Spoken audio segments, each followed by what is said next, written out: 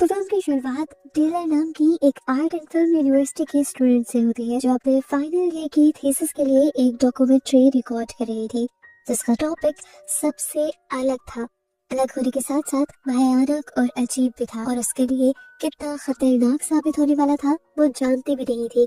वो इस time graveyard के पास अपनी डॉक्यूमेंट्री का इंट्रो रिकॉर्ड कर रही थी और इस शहर की सारे पुराने और बुरे स्लैशर्स के बारे में बता रही थी। स्लैशर्स यानी ऐसे साइकोपैथ किलर्स जो इंसानों को बिना किसी वजह के एक दर्दी और बुरे तरीके से बेरहमी से मार दिया करते थे। ऐसे सीरियल किलर्स जो पकड़े भी नहीं जाते थे क्योंकि वो अपने खिलाफ सभी सबूत मिटा दिया करते थे। टेलर ऐसे बेरहम इंसानों के बारे में भी दुनिया से एक अलग सोच रखती थी। उसके मुताबिक ऐसे स्लैशर्स के साथ बचपन में जरूर कुछ बुरा हुआ होता है जिसका वो बदला लेते हैं बड़े होकर, इसीलिए वो उनको ज्यादा बुरा नहीं समझती। बात करते हुए वो एक घर के सामने आ जाते हैं और बताते हैं कि ये वो घर है जहाँ सालों पहले लेस्ली नाम की एक बच्चे ने अपने पेरेंट्स का मर्डर कर दिया था। और इस बात की खबर जब आसपास के लोगों को हुई तो लोग लेस्ली से इतने डर गए कि उन्होंने उसे पुलिस के हवाले भी नहीं किया, क्योंकि छोटे बच्चे को पुलिस सजा नहीं देती। उन्होंने सीधा उसे नदी में फेंक कर मार दिया ताकि वो किसी और को नुकसान न पहुंचा सके। और कहानी में अब ट्विस्ट ये था कि वो मरा ही नहीं था और अब सालों बाद यहाँ पर वापस आ चुका था अपने साथ होने वाले जुल्म का बदला लेने के लिए। और अब टेलर लेस्ली के साथ मिलकर स्लैशर्स किस तरह से मर्डर्स करते हैं इस पर ही डॉक्यूमेंट्री बनाने वाली थी। टेलर अब घर के अंदर जाती है और पता चलता है कि उसने लेस्ली से सारी बातचीत पहले ही की हुई थी कि वो डॉक्यूमेंट्री बनाने वाली है। वो लेस्ली का इंटरव्यू भी लेती है और पूछती है कि तुम वापस क्यों आए हो। वो बताता है कि मैं अपना बदला लेने के लिए वापस आया हूँ।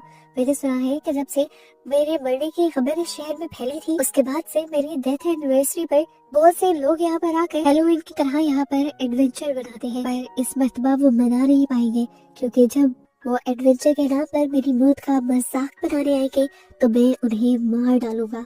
अब टेलर से कहते हैं, क्या तुम अपने सारे तरीके हमें बताओगे, दिखाओगे जिन तरीकों से तुम उन्हें मारना चाहते हो। लेस्ली उसे हाँ में जवाब देता है। वो उसे अपना एक खौफनाक सा गार्डन भी दिखाता है जहाँ पर बहुत सारे दरख्त लगे हुए थे और वो छोटा सा ही गार्डन एक जंगल का नजारा दे रहा था। टेलर अब हर टाइम लेस्ली के साथ थी ताकि वो उसकी एक एक बात को, एक एक मूव को अपनी डॉक्यूमेंट्री के लिए रिकॉर्ड कर सके। वो देखती है कि लेस्ली सुबह ही उठकर अपना वर्कआउट करने लग जाता है और अपने आप को फिट रखने के लिए बहुत ही ज्यादा मेहनत भी करता है। टेलर उससे सवाल करती है कि तुम इतनी ज्यादा मेहनत क्यों करते हो, तो लेस्ली बताता है कि अगर हम मजबूत नहीं होंगे तो हमारा शिकार हमारे हाथों से निकल जाएगा।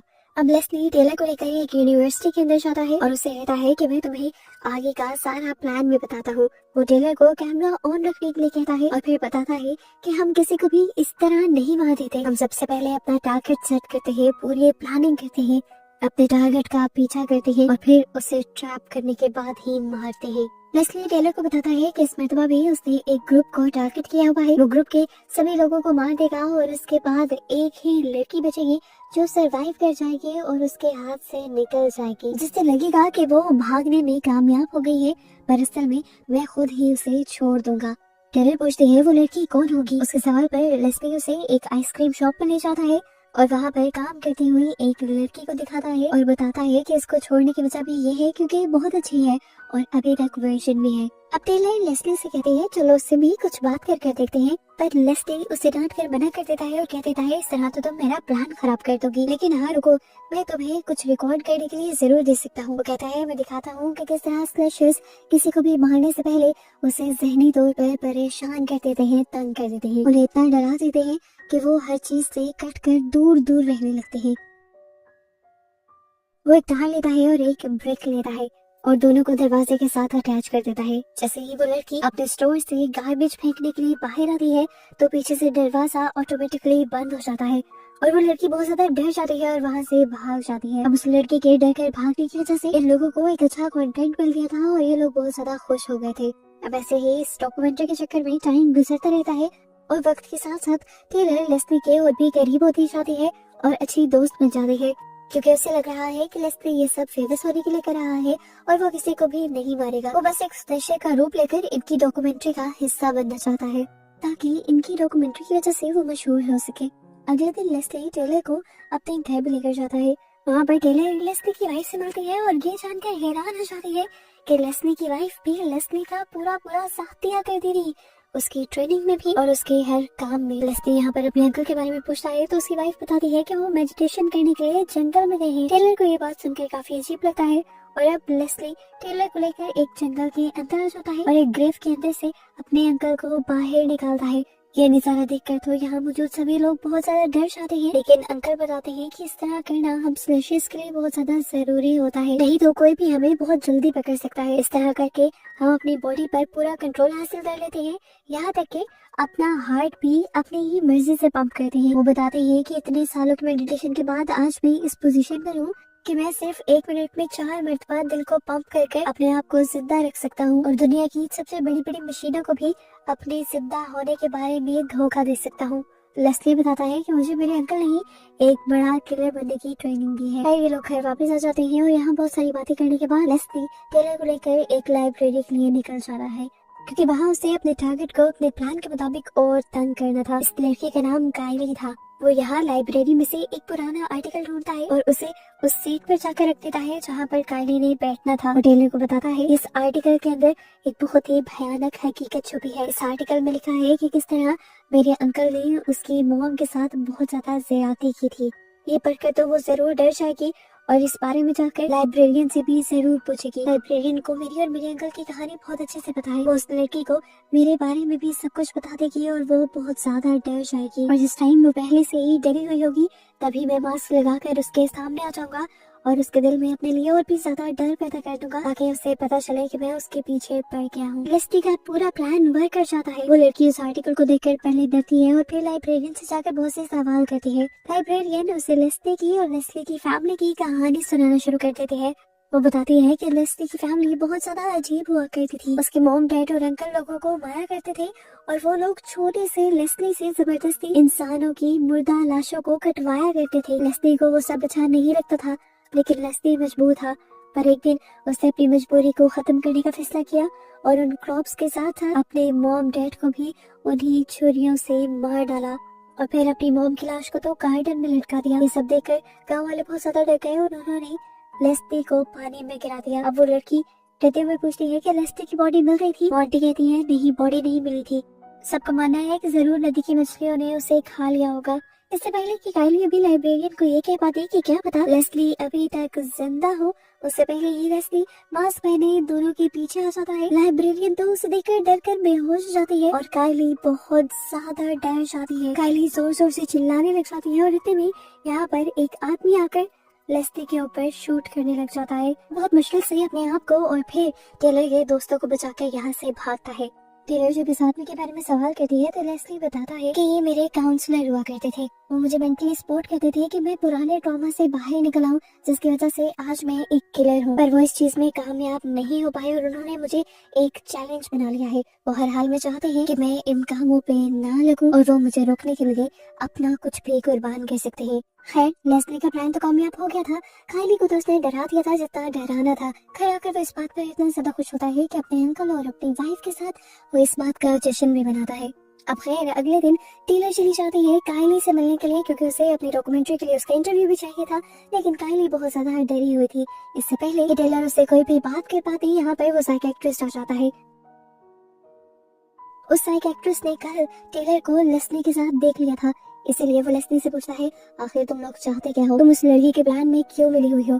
टेलर उसे डरती नहीं और उसे कह देती है बेहतर होगा कि आप इन सब चीजों से दूर रहें और हमारे काम में टांग मत अड़ाएं। इस टाइम वो साइकियाट्रिस्ट भी उसके बारे में सारी इन्फॉर्मेशन निकाल कर आया हुआ था। वो उसे बताता है कि तुम भी एक बहुत बड़े धोखे में हो। तुम्हें लग रहा है कि ये लेस्ली वो छोटा लेस्ली है जिसने अपने पेरेंट्स को मारा था। नहीं, ऐसा नहीं है। वो लेस्ली तो उसी दिन मर गया था। ये एक दूसरा लेस्ली है जो पहले वाली किलर की स्टोरी को अपने नाम के साथ लगाकर अपने आप को मशहूर करना चाहता है। बचपन में मैं इसका इलाज करता रहा हूँ। ये एक साइकोपैथ है और अपनी दिमाग की सेटिस्फेक्शन के लिए कुछ भी कर सकता है, किसी को भी मार सकता है। ये बहुत बेरहम है और इसे रोकना बहुत ज्यादा जरूरी है। और तुम अपनी डॉक्यूमेंट्री के चक्कर में इसके धोखे में आ गई हो। इन सारी बातों को सुनकर टेलर बहुत ज्यादा हैरान परेशान हो जाती है। पहली बात ये कि ये आदमी टेलर के बारे में सब कुछ जानता था दूसरी बात, ये लेस्ली के बारे में भी सब कुछ जानता था और मूवी के स्टार्ट से जो टेलर को लग रहा था कि लेस्ली सिर्फ इनकी डॉक्यूमेंट्री का हिस्सा बनने के लिए ये सब काम कर रहा है, ये सब एक मजाक कर रहा है, आज वो भी ये जानकर शॉक हो गई थी कि ये सब कोई मजाक नहीं था।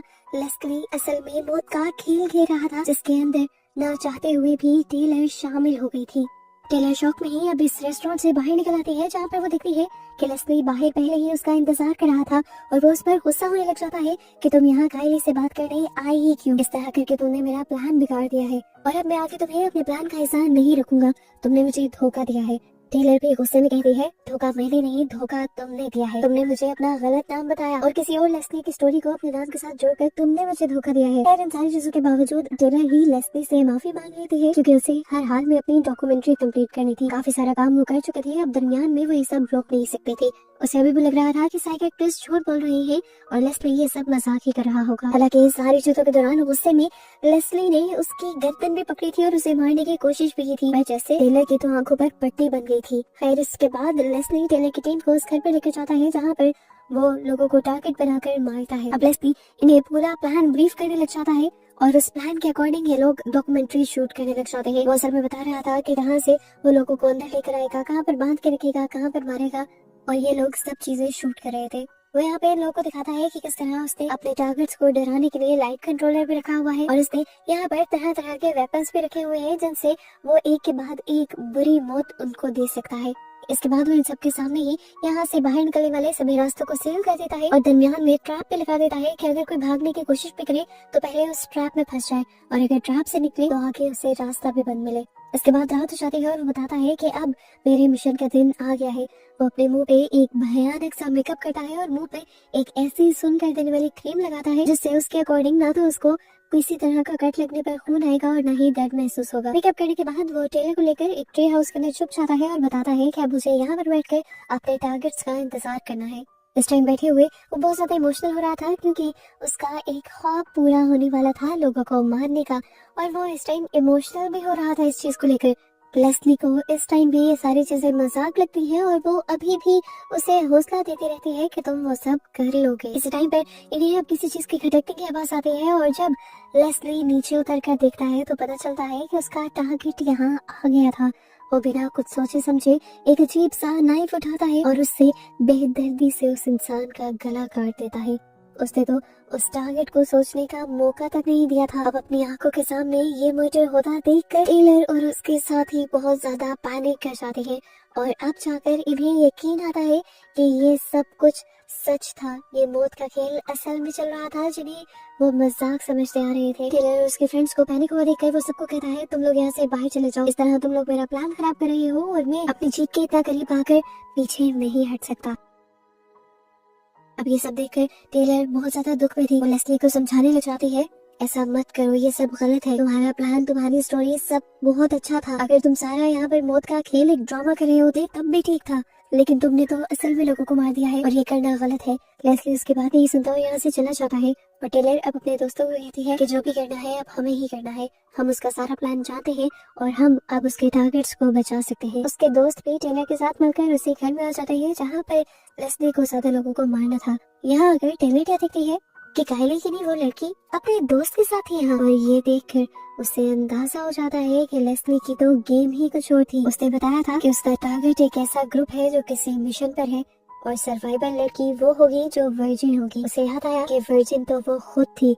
ये समझते ही उसका दिमाग घूम गया क्योंकि उसे पता चल गया था कि लेस्ली असल में इस ग्रुप के पीछे नहीं बल्कि वो उसी के ग्रुप के पीछे था और उसने सारा प्लान उसको और उसके दोस्तों को ही ट्रैप करने के लिए बनाया था और वो पूरी तरह अब उसके प्लान का हिस्सा बन चुके थे और फंस भी चुके थे। वो यहाँ पर सबको ये बात बताने की कोशिश करती है पर कोई उसकी बात नहीं मानता।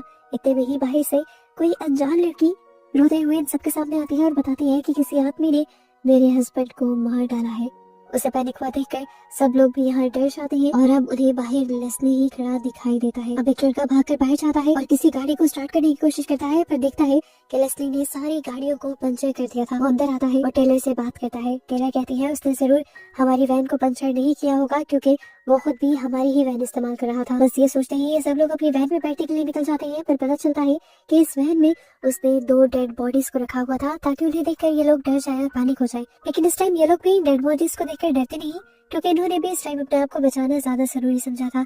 ये लोग उन डेड बॉडीज को गिरा देते हैं और खुद इस वैन में बैठ जाते हैं। अब टेलर का दोस्त भी जब इस वैन को स्टार्ट करने की कोशिश करता है तो ये वैन भी स्टार्ट नहीं होती और ये लोग समझ जाते हैं कि लेस्ली ने एक और मर्दमा इन्हें धोखा दिया। बज़ाहिर उनकी गाड़ी को पंचर नहीं किया लेकिन अंदर से खराब कर दिया। ये लोग भी अब यहाँ से निकल नहीं सकते और जल्द ही लेस्ली इन सबको मार डालेगा। ये सब लोग अब एक कमरे के अंदर आकर अपने आप को उस कमरे में लॉक कर लेते हैं। कायली, जिसे पहले ही दिन से लेस्ली अपना टारगेट बताया करता था, वो सबसे ज्यादा डरी हुई थी। वो अपने आप को बचाने के लिए यहाँ विंडो तोड़कर वहाँ से जंप कर देती है, लेकिन नीचे गिरने की वजह से उसकी मौत हो जाती है। यहाँ पर अब टेलर रोने लगी थी क्योंकि उसे पता था कि उसके दोस्तों को और उसको मार दिया जाएगा। उसी घबराहट को देखकर उसका एक दोस्त उससे भी ज्यादा डर जाता है और पहले जिस विंडो से कायली ने जंप किया था वो भी उस विंडो से जंप करके भागने की कोशिश करता है, पर पीछे से लेस्ली आकर उसे भी मार डालता है। अब लेस्ली इनके इस कमरे में भी आ गया था। ये लोग भागते भी तो भागकर कहाँ जाते, एक के बाद एक लेस्ली उसके दोस्तों को मारता जाता है और अब उसके दो दोस्त रूफ पर लगी हुई लकड़ियों की सपोर्ट के ऊपर चढ़ने लग जाते हैं। लेस्ली भी उनके पीछे उसके ऊपर चढ़ता है तो अपने आप को बचाव के चक्कर में ये दोस्त उसे वहाँ से नीचे फेंक देते हैं। लेस्ली एकदम से बेहोश हो जाता है और ये लोग सुकून का सांस लेते हैं क्योंकि उन्हें लगा था कि लेस्ली मर गया। टेलर और उसके दोस्त की जान में जान आती है और वो दोनों जब एक साथ यहाँ से निकलने ही वाले होते हैं, ठीक उसी टाइम पर लेस्ली उठकर टेलर के दोस्त को मार देता है और अब टेलर अकेले ही बच जाती है। अपने आखिरी दोस्त की भी मौत देखकर टेलर अब पागल हो गई थी। उसे पता था कि लेस्ली ने वेपन्स कहाँ रखे हैं। वो भागकर उस कमरे में जाती है और एक वेपन उठा लेती है लेस्ली को मारने के लिए। लेस्ली जैसे ही उसके पीछे आता है वो घुमाकर वो वेपन उसके सर पर मारती है और लेस्ली गिर जाता है। एक और मर्तबा उसे लगा कि वो जीत गई और उसने लेस्ली को मार दिया, पर ये सब भी धोखा ही था। लेस्ली ने मरने का नाटक किया था जैसा उसने बताया था कि वो लोग कर सकते हैं। कुछ ही देर में वो वहाँ फर्श से गायब हो गया था और टेलर के लिए ये समझना काफी था कि वो जिंदा है और उसके पीछे जरूर आएगा। अब लेस्ली एक नए हथियार के साथ उसके पीछे आ जाता है और उस पर एकदम से अटैक कर उसे मारने की कोशिश करता है। टेलर उसके हाथ से उसका वेपन छीन लेती है लेकिन लेस्ली उसका गला दबा रहा था। इससे पहले कि वो टेलर को मार देता, टेलर हिम्मत दिखाती है और अपनी पूरी पावर के साथ लेस्ली को अपने ऊपर से नीचे उतारते हुए यहाँ एक मशीन के अंदर उसका सर फंसा कर इस कमरे से बाहर निकल जाती है और जल्दी से इस कमरे को आग लगा देती है। अब तो फाइनली उसे लग रहा था कि उसने लेस्ली को मार ही दिया, लेकिन मार कर फायदा भी क्या हुआ था। उसने अपने दोस्तों को तो खो ही दिया था। वो भी रो ही रही थी कि यहाँ पर वो साइकियाट्रिस्ट और उसका बेस्ट फ्रेंड आ जाते हैं जो लेस्ली के हमले से सिर्फ बेहोश हुए थे। उन्हें देखकर टेलर को थोड़ा सा सुकून होता है। टेलर अब उनके साथ मिलकर यहाँ से आगे बढ़ जाती है। वो खुश थे कि कम से कम उनकी जान बच गई, पर वो ये नहीं जानते थे कि ये मूवी की हैप्पी एंडिंग थी ही नहीं। मूवी के पोस्ट क्रेडिट सीन में हमें उस जलते हुए घर के अंदर जिंदा पर जले हुए लेस्ली को दिखाया जाता है। अगर वो जिंदा था तो मतलब ये था कि वो अपना बदला लेने जरूर आएगा और ऐसे ही इस खौफनाक एंडिंग के साथ ही मूवी यहाँ खत्म हो जाती है।